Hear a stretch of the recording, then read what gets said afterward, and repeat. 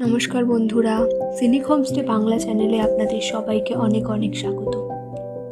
আজকে আমি আপনাদের কাছে আমার উত্তরবঙ্গ ভ্রমণের কিছু জনপ্রিয় পর্যটন কেন্দ্রগুলি তুলে ধরব। প্রথমেই আসি কালিম্পংয়ের পাহাড় এবং জঙ্গলে ঘেরা একটি গ্রাম সাংসেরের কথায়। সাংসেরে আমরা এই সিনকোনা প্ল্যান্টেশন বাংলোটি দেখতে এসেছিলাম। এই বাংলোটি প্রায় 103 বছর পুরনো। বাংলোটির চারিদিকে রয়েছে অসংখ্য সিনকোনা গাছ। এই সিনকোনা প্ল্যান্টেশন বাংলোটি সাংসেরে আমাদের হোমস্টে থেকে মাত্র 1.5 কিমি দূরত্বে অবস্থিত। আপনারা চাইলে আপনাদের হোমস্টে থেকে হেঁটেও চলে আসতে পারেন। একটু খেয়াল করলে দেখতে পাবেন সমগ্র বাংলোটি এরকম রং বেরঙের ছোট ছোট ফুল গাছে সাজানো, যা বাংলোটির সৌন্দর্য আরো বেশি করে বাড়িয়ে দিয়েছে।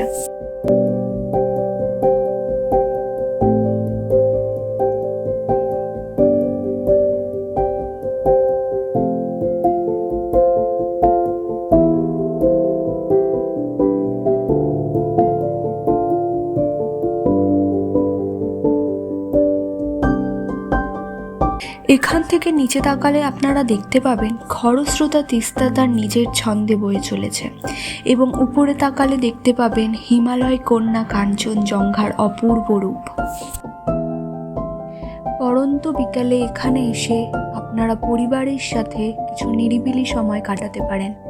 আপনাদের সঙ্গ দেবে সারি সারি সিনকোনা গাছ এবং হিমালয় কন্যা কাঞ্চনজঙ্ঘা।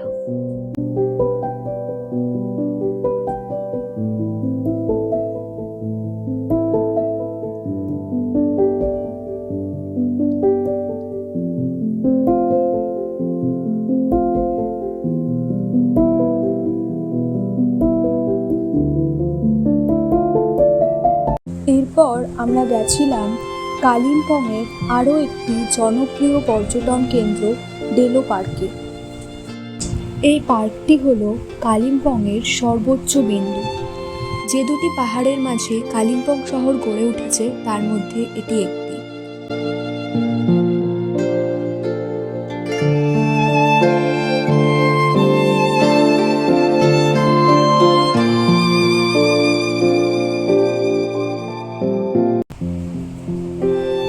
এই পার্ক থেকে কালিম্পং শহর এবং তিস্তা নদীকে তাদের পূর্ণ মহিমায় দেখা যায়। অবসর সময় কাটানোর একটি অন্যতম সেরা জায়গা হলো এই ডেলো পার্ক। এই পার্কটিতে রয়েছে বিভিন্ন রকমের ফুলের গাছ। বাচ্চাদের ঘোড়ায় চড়ার ব্যবস্থাও রয়েছে এখানে।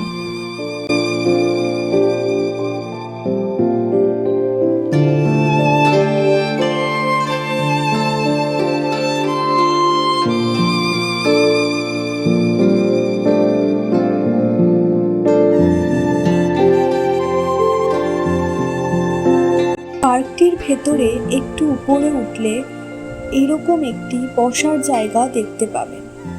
আমার মতে নিরিবিলিতে সময় কাটানোর সেরা জায়গা এটি। পরিষ্কার আকাশে আপনারা এখান থেকে হিমালয় কন্যা কাঞ্চনজঙ্ঘার অপূর্ব দৃশ্য উপভোগ করতে পারবেন।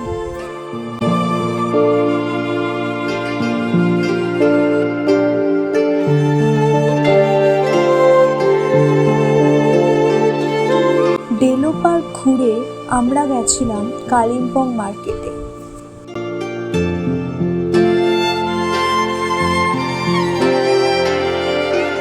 এই যে এই অপূর্ব সুন্দর পোশাকগুলি দেখতে পাচ্ছেন, এগুলি হলো নেপালি এবং তিব্বতীদের ঐতিহ্যবাহী পোশাক।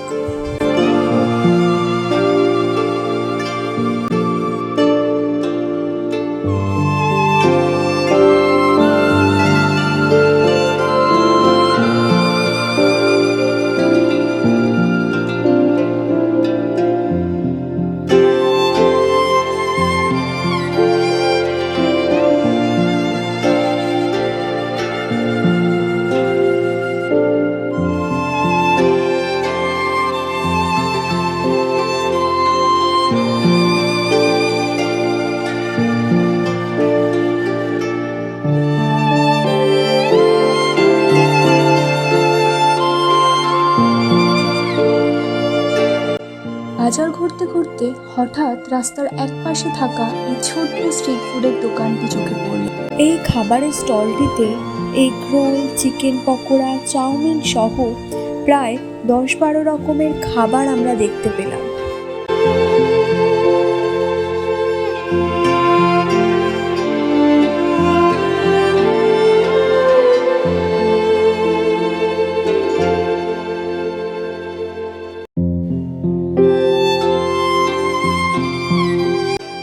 এটি হলো কালিম্পংয়ের লোকাল খাবার ফাম্বি। ফাম্বি আসলে ডাল দিয়ে বানানো হয়। মুগ এবং মসুর 2 রকমের ডাল ব্যবহার করা হয় ফাম্বি বানাতে। আচার এবং চাটনির সাথে এটিকে পরিবেশন করা হয়।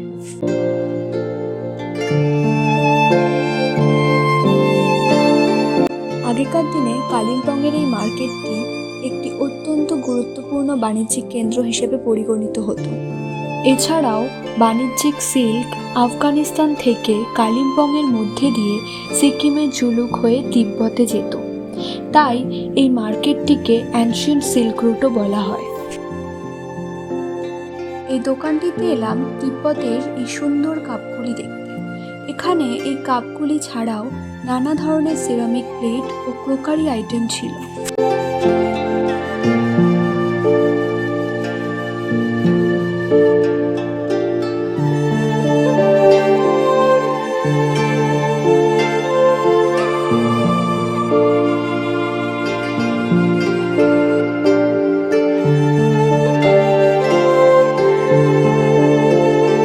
দুদিন কালিম্পংয়ে কাটিয়ে তৃতীয় দিন আমরা বেরিয়ে পড়েছিলাম দার্জিলিংয়ের উদ্দেশ্যে।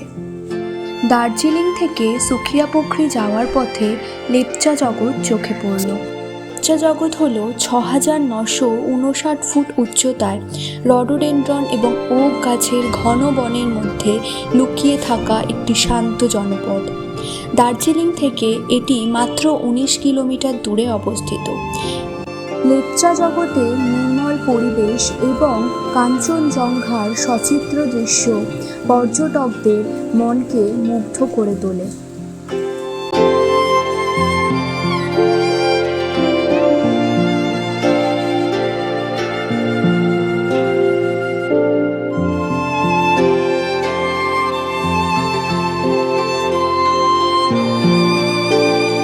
লেপচা জগৎ ছাড়াও আমরা কিছুটা সময় দার্জিলিংয়ের বিখ্যাত মল রোডে কাটিয়েছিলাম।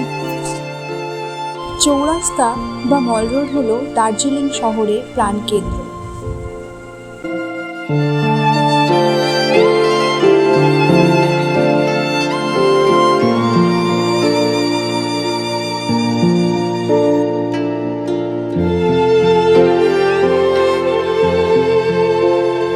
মল রোডে আসলে আপনারা দেখতে পাবেন রাস্তার দুপাশে ছড়িয়ে ছিটিয়ে রয়েছে অসংখ্য জামা কাপড় এবং বিভিন্ন উপহারের ছোট ছোট দোকান।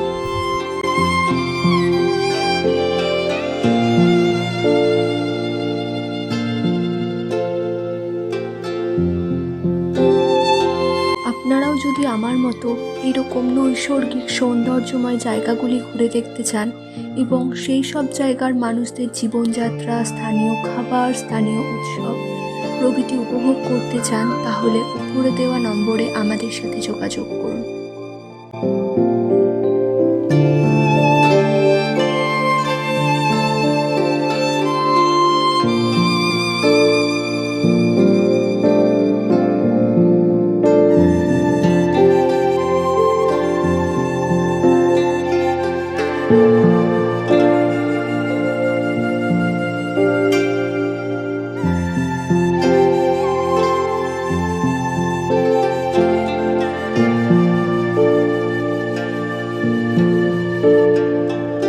চতুর্থ দিন আমরা চলে গেছিলাম সিঙ্গালিলা ন্যাশনাল পার্কের বাফার জোনে অবস্থিত একটি ছোট্ট পাহাড়ি গ্রাম ধোত্রেতে।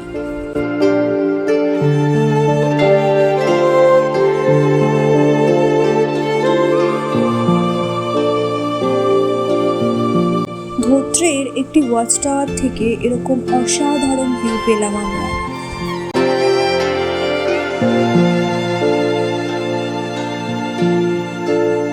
এরপর ধোত্রেকে বিদায় জানিয়ে পঞ্চম দিনে আমরা গেছিলাম মেরিকে।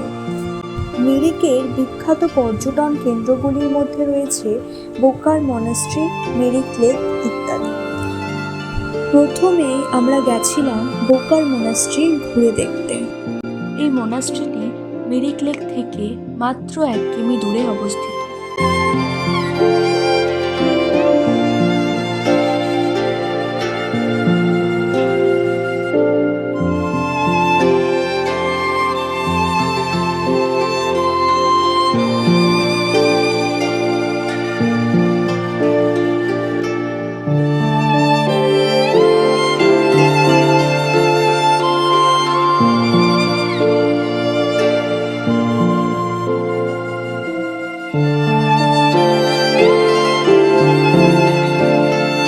বোকার বৌদ্ধ মন্দির থেকে বেরিয়ে আমাদের পরবর্তী গন্তব্য ছিল মেরিক লেক।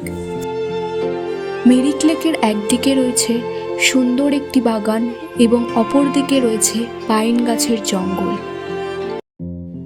এই লেকটিতে চাইলে আপনারা বোটিং করতে পারেন অথবা ঘোড়ায় চড়েও ঘুরে নিতে পারেন সমগ্র পার্ক।